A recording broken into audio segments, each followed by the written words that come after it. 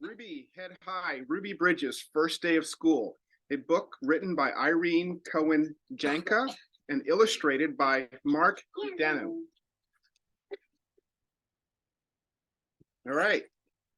The painting of the little black girl in the white dress was on the easel when we entered the classroom. Our teacher asked us what we thought of it. Louise immediately raised her hand. She has rich parents. They are afraid she will be kidnapped, so she is protected by the police. I think she maybe made a mistake and they are taking her to prison, Nadia said. Lucien had another idea. She does not want to go to school, so the police are forcing her to go. We all laughed because we knew Lucien hated school and preferred to hang out on the streets. The teacher asked for calm. Then she asked me, "What do you think, Nora?" So everybody, oh, excuse me, Ron, I'm just going to interject right here.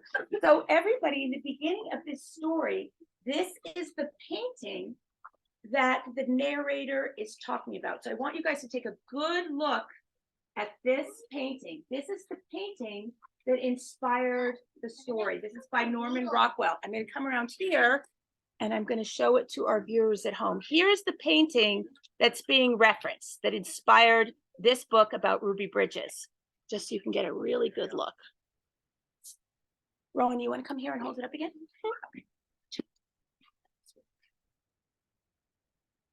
I was sure the adults around her were there to protect her from danger, but I was too shy to say what I thought. I thought about the little girl in the painting all day, and that night I dreamed of her. She told me her story. And this is another copy of the painting. Can you guys see how radically different the painting is? Here's the original painting. Here we go. Here's the original painting. This is the illustrator's interpretation of the painting. See how different they are? Yeah. And keep thinking about how these paintings make you feel.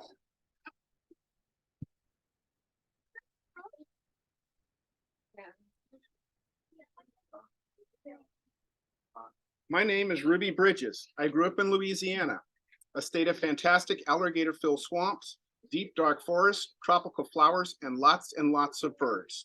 The Mississippi River flows mighty and terrible, white as a stream, and cities rise from where swamps used to be.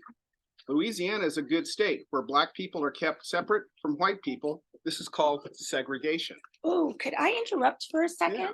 Should we take a look at a map and find out? Should we take a look at a map and find out where Louisiana is, you guys? Okay, let's take a look at a map here. Here we go. Here we've got a map of the United States. This is the United States. Way over here is where we are in California. Let's look for the state of Louisiana. Do you see it, Rowan? Do you see Louisiana? Do you see LA? Do you see LA? LA. There you go. Good job. Thank you. So here is the state of Louisiana. You guys see this green state right here? No. You can't see it? Here, let me move the flowers.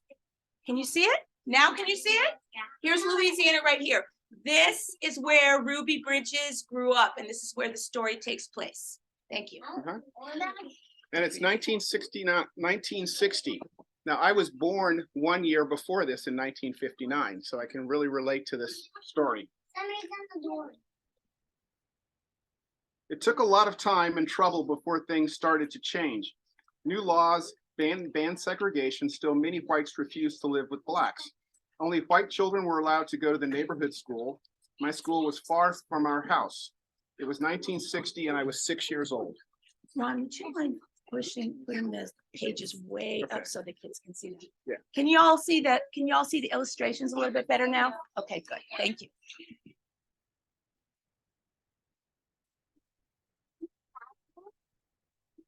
We did not have lots of money, but we had lots of joy.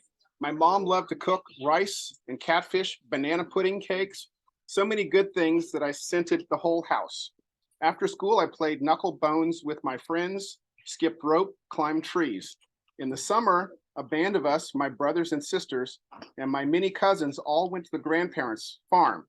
We didn't have much time to wander or get bored. We had to harvest and can vegetables in the evenings. We fell into bed exhausted. I was a happy girl, and then everything changed. Where's the picture? I wonder what changed. Do you have any idea what might have changed? Yes, the desegregation started. What was that word that you used where the white people were separated from the black? Segregation. Can we say that word together? Segregation. So segregation was when people were separated from each other. So is it true that Even you and Hillsborough. I couldn't go in the same restaurant? Correct. Is Yeah. it true we couldn't go to school together? Or drink from the same water fountains. No, because we have different Color colored skin. skin. Yes. It's hard to understand. Yeah, and even in 1853 in Hillsborough, there were some African-American families here, and their children were not allowed to go to school here in Hillsborough. So a lot of them moved to the state of Washington, to where the schools were desegregated, where blacks and whites could go to school So together. in our own town, Mhm. there were children who couldn't go to school because they were black. Yes, Wow. here in Wow. Hillsborough. One day there was a loud knock at the door. People who had been fighting for equal rights told my parents that black children had the right to attend white schools. They just needed to pass an exam. My father shut the door. He did not believe there would ever be equality, but my mother believed in fighting. She convinced my father to let me take the exam. More than 100 children took the test. Only 6 girls passed. I was one of them. I was told I would take courage and strength to attend my new school. I did not understand why it took courage and strength. All I knew is that I would miss my friends. I wasn't happy about that. There's a picture of Ruby at the table. So, Yeah. Ron, when Ruby first went to school, she went to kindergarten with black kids. Kids only. Right. And then why did her parents want her to go to this other school? They really wanted them to experience what America was, to participate like everybody else, to not be separate. And at the time, a lot of the white schools had better books because they were better funded. Those schools were funded first, and then the leftovers came down to the kids in the black schools. So education has always been one of the ways to get ahead in America. So if you study hard, it's one of the real things that segregation couldn't stop. If you were educated, you could still get ahead in a segregated system. So parents really wanted their kids to get a good education. Thank you. On the first day of school, I put my best dress and my mother carefully braided my hair. 4 police officers waited outside our house. They told us they would take us. A large crowd was gathered outside William Frantz Public School. The din of the sirens and shouts reminded me of Mardi Gras, but this was no carnival. So the police were there because they were afraid that the black students might get hurt. So the police were there to protect them. Where the black push that a little bit closer. There we go. Yeah. And we can see in the original piece of artwork by I'm blanking on his name. Norman Rockwell.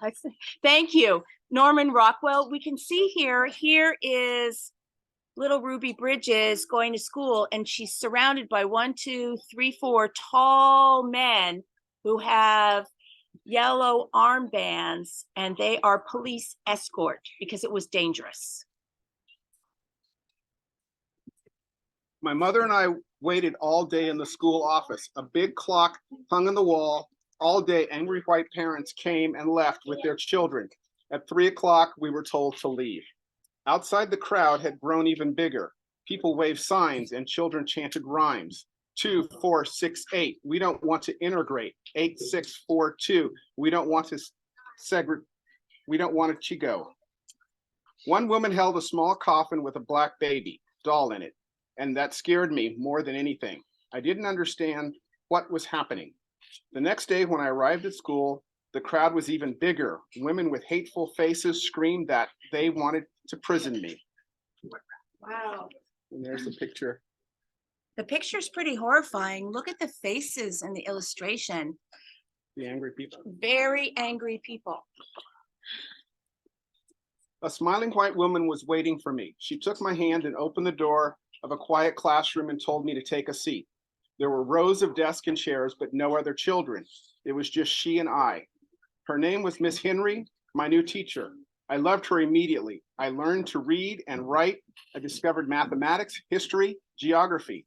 Slowly, the other children returned to school, but they went to separate classrooms far from me. I could hear their laughters and screams.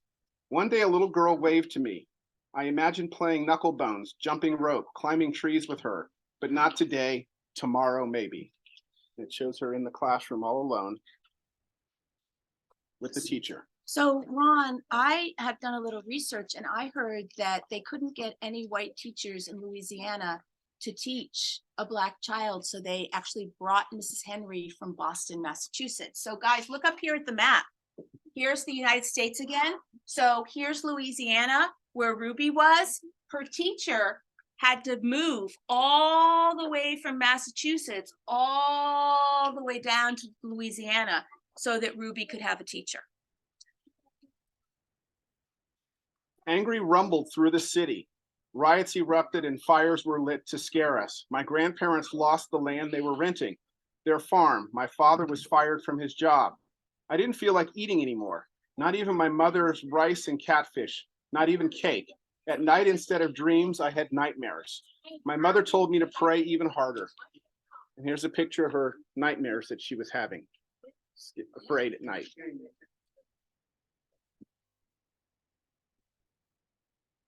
It was hard, but we were not alone. All of our neighbors checked on us. They protected us, and we received letters of support from all over the country. One letter made my mother cry. It was from Mrs. Roosevelt, the president's wife, the wife of the former president of the United States. The letters reminded us that we were courageous and that we were not alone. There's a picture. What was that word that she was described as? Let's see. Courageous. Courageous. What does courageous mean? Being brave to go forward, to do something different. A lot of times we are afraid, and it takes courage to go forward and try new things. And so this is what people were saying, is that she did something that no one before her had done. No other little girl had gone to a white school. And so she was very courageous, and it takes courageous people to make change. How old was she again, Ron? She was 6 years old. So she was just a little girl. Yeah. Boy, that is brave. And change starts with brave young people. Mm-hmm. All of you guys will be brave in your lives. You'll all have opportunities to make decisions and to make brave choices. And Ruby Bridges did that all on her own, day after day for an entire year. The next day I stopped in front of the angry crowd. I was not afraid. Later, Miss Henry asked me what I said to them. I prayed. Mrs. Henry smiled. I never forget that smile. In time, the angry crowd grew smaller. I was finally allowed to join the rest of the children at recess. I asked a little boy if I could play with him. He said no. His mother told him he could not play with me because I was Black, only he used another word. And that's when I understood why people were so angry at a little girl going to school. So she wasn't allowed to play with somebody, or a little boy wasn't allowed to play with her because he was Black, simply because of the color of his skin. And it was a long time that this took place in America. I mean, when I was in 4th grade, I had a parent tell me that I couldn't play with their child because I was Black and they were white. And this was in California in the late 60s, early 70s. So we are coming forward, but we still have a long ways to go. And by you all learning the history of the past, you can change it going forward so that all of you are equal and feel welcome. Thank you. I was Black, but by the next school year, the police and the crowds were gone. Instead, there were lots of children, white and Black. When I entered the classroom, a new teacher was waiting for us. Where's Mrs. Henry? I asked. Nobody answered me. My heart was broken. I had lost my teacher and my friend. It was as if nothing had happened, but it would never be the same. Picture.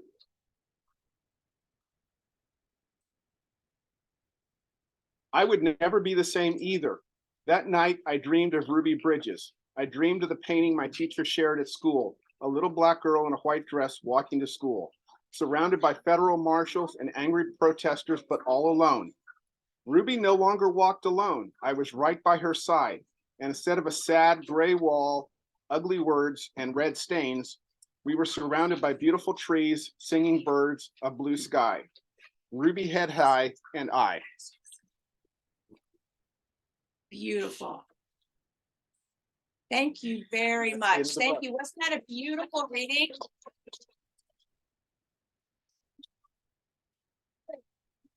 We're really grateful to have Mr. Edwards with us to share not only his reading skills, but also to share his life. Thank you very much. Are there any questions? Do any children have any questions or comments?